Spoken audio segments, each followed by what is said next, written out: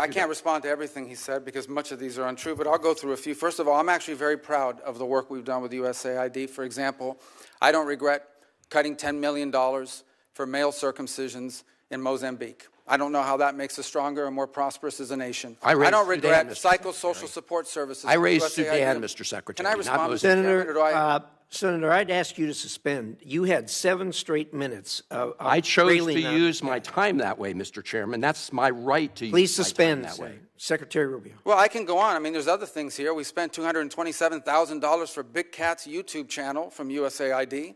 We spent $14 million for social cohesion in Mali, whatever the hell that means. So I can go on and on. I got the list here, and there's more. I didn't even bring the whole list. In the case of El Salvador, absolutely.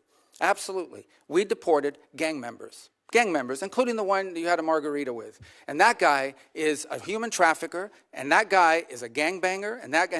Welcome to America Viewpoint, where we speak the truth, defend our freedoms, and fight for the values that made this nation great.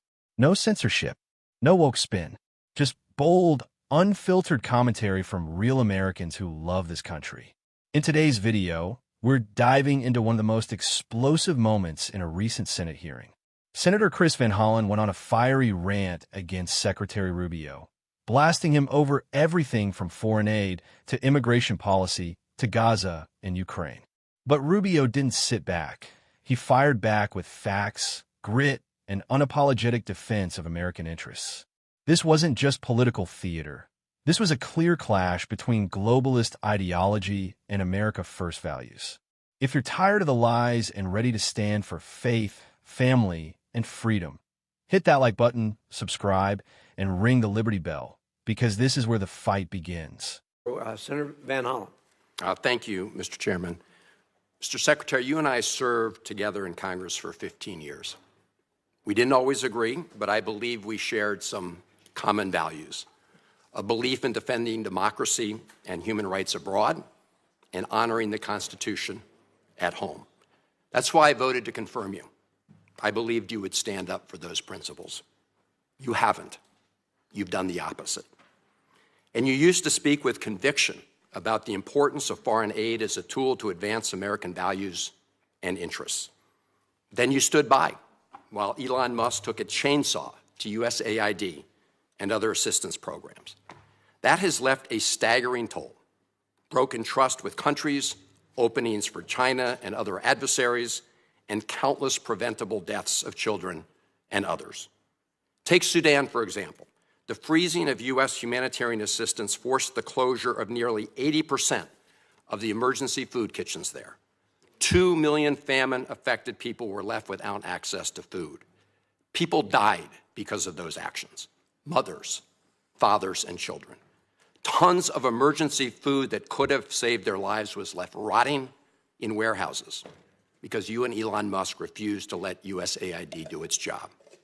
Sudan is a country where, by the administration's own determination, a genocide is unfolding in Darfur. But here's where it goes from cruel to despicable. While cutting off food aid to Sudanese families living through an actual genocide, you're fast-tracking white South Africans for refugee status under a manufactured claim that they are the victims of genocide. You tried to block the admission of individuals who had already been approved to come here as refugees while making bogus claims to justify granting such status to Afrikaners. You've made a mockery of our country's refugee process, turning it into a system of global apartheid where political ideology and race, more than truth or need, matter. And while you've turned away from a genocide in Sudan and invented one in South Africa, you teamed up with President Trump to throw the Ukrainian people under the bus and have been played like a fiddle by Vladimir Putin. Of course, Donald Trump not only said he would end the war in Ukraine on day one, he also said he would end the war in Gaza on day one. And yet last week, you were all running around to Gulf states, giving away very sensitive American AI and chips technology, but doing nothing to end the war in Gaza and get the remaining hostages returned. You know that for 78 days, the Netanyahu government did not allow a scrap of food to enter Gaza to reach over 2 million civilians. 57 children have died from malnutrition so far, and more than 14,000 children are in imminent danger of dying of starvation. As Cindy McCain said last week, and I quote, "Families in Gaza are starving while the food they need is sitting at the border." That is a gross violation of both U.S. and international law. What did you do? Nothing. Not once did you publicly call upon the Netanyahu government to end the blockade. Fortunately, other countries spoke out, and now we see a tiny trickle going in. Where have you focused your energy instead, Mr. Secretary? Well, your first trip as Secretary of State was to El Salvador, not to promote democracy, but to cozy up to President Bukele, who calls himself the world's coolest dictator. The result was a cash for collusion deal to deprive people living in America of their constitutional rights to due process. The Supreme Court, in a 9-0 decision, instructed you to facilitate the return to the United States of Abrego Garcia, who the administration admitted was wrongfully deported to El Salvador. Your response? You've openly flouted judicial orders. When asked whether you have been in touch with El Salvador to return Abrego Garcia, you boasted, quote, "I would never tell you that. And you know who else I would never tell? A judge." Clearly, you don't care about the Fifth Amendment right to due process, and you don't care about the First Amendment either, since you've been very busy snatching students off of college campuses for exercising their right to free speech. You dredged up a relic from the McCarthy era to claim that student protesters posed a threat to the foreign policy of the United States. Give me a break, Mr. Secretary. You know as well as I do this isn't about national security. It's about punishing free speech. And you know that in America, the government doesn't get to use its power to punish speech it doesn't like. Yet in March, you boasted about revoking student visas, saying, and I'm quoting, "We do it every day. Every time I find one of these lunatics, I take away their visa," unquote. Let's look at one of those lunatics, Mr. Secretary, Ms. Ozturk. Her crime was co-authoring an op-ed in her college paper critical of Tufts University's response to the war in Gaza. Your own department found 0 links to terrorism, no anti-Semitic statements, but you still yanked her visa and shipped her off to detention in Louisiana. And the list goes on and on. The federal judge in the case of Mohsen Madawi, who is the Columbia student who was ambushed by federal agents at his citizenship appointment, said, and I quote, this is the judge, "Legal residents not charged with crimes or misconduct are being arrested and threatened with deportation for stating their views on the political issues of the day. Our nation has seen times like this before, especially during the Red Scare and Palmer raids. Like the McCarthy-era witch hunts of the 1950s, your campaign of fear and repression is eating away at foundational values of our democracy. Back then, it took one voice, Attorney Joseph Welch, to cut through the hysteria with the simple question that marked the beginning of the end of that shameful era. He asked Senator McCarthy, have you no sense of decency? And I would ask you the same, Secretary Rubio. But you have shown through your words and your actions what the answer is. And I have to tell you directly and personally that I regret voting for you for Secretary of State. I yield back.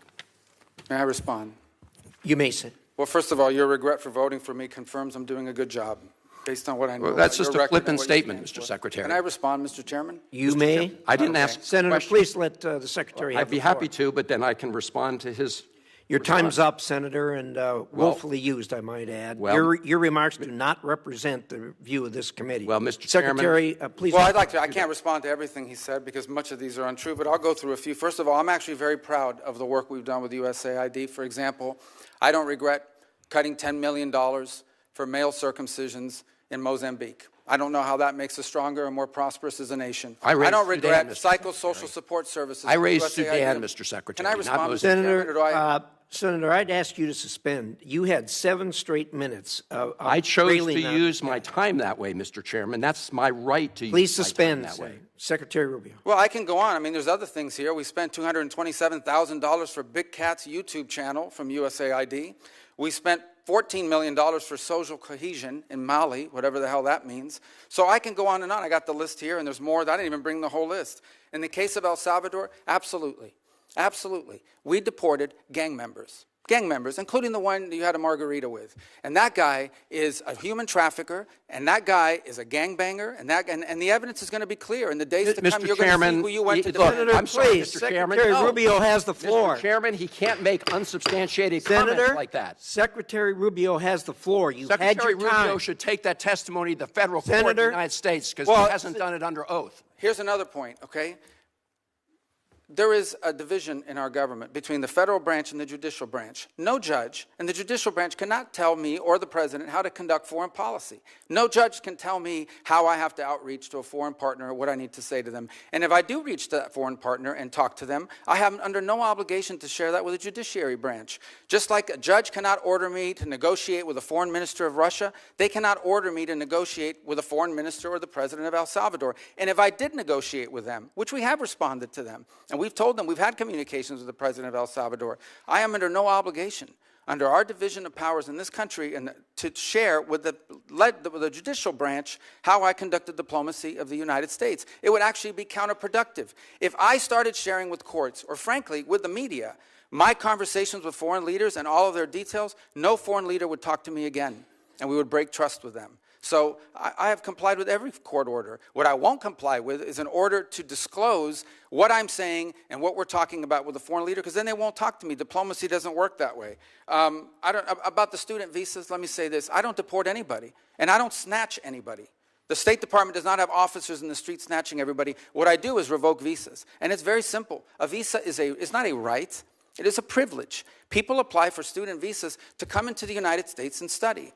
And if you tell me that you're coming to the United States to lead campus crusades, to take over libraries and try to burn down buildings and acts of violence, we're not going to give you a visa. Is that what Ms. Ostork did? We're not going to give you a visa. Is that what she did? Come on, Mr. Secretary. And every single one of these cases, the factors are different. Senator, the bottom line is, if you're coming here to stir up trouble on our campuses, we will deny you a visa. And if you have a visa and we find you, we'll revoke it. And we're going to do more. There are more coming. We're going to continue to revoke the visas of people who are here as guests and are disrupting our higher education facilities. People are paying money. These kids pay money to go to school, and they have to walk through a bunch of lunatics who are here on student visas. Disrupting the foreign policy of the United States. I want to do more. I hope we can find more of these people. That's pathetic, Mr. In fact, Secretary. the other day, some guys led a riot. I forgot what university it was, and I asked, please, can you find the arrest records of all the people that were arrested at that riot at that campus? Because if any of them have a visa, we're going to revoke it. I feel so much safer when you lock up people like Ms. Ostork, Ms. Secretary. We've had enough time on the subject. Thank you very much. Let's be honest, we've seen a lot of political back and forth over the years, but this one hit different. Senator Van Hollen, in his opening remarks, made it very personal. He said he regrets ever voting to confirm Secretary Rubio. Why? Because Rubio is apparently guilty of refusing to bow to the globalist agenda, of cutting wasteful foreign aid, enforcing immigration law, and putting American interests ahead of international approval. And you know what? Good. We need more people in Washington with a spine. People who aren't afraid to upset the cocktail circuit in Brussels or Davos.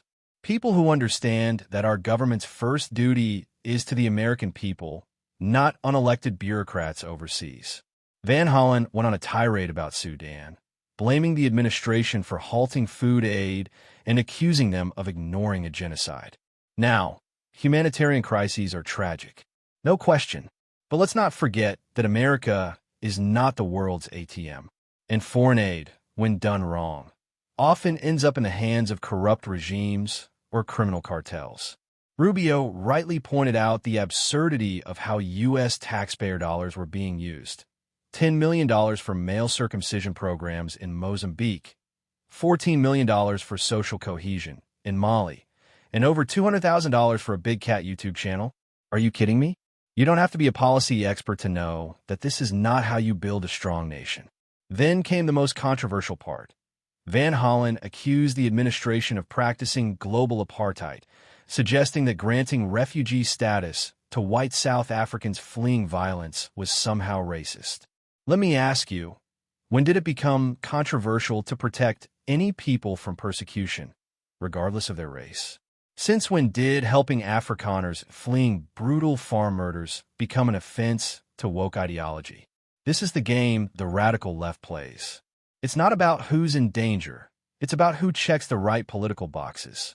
Van Hollen also attacked Rubio for allegedly turning his back on Ukraine and Gaza. Let's set the record straight.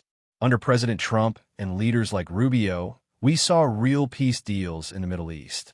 No new wars. America had credibility.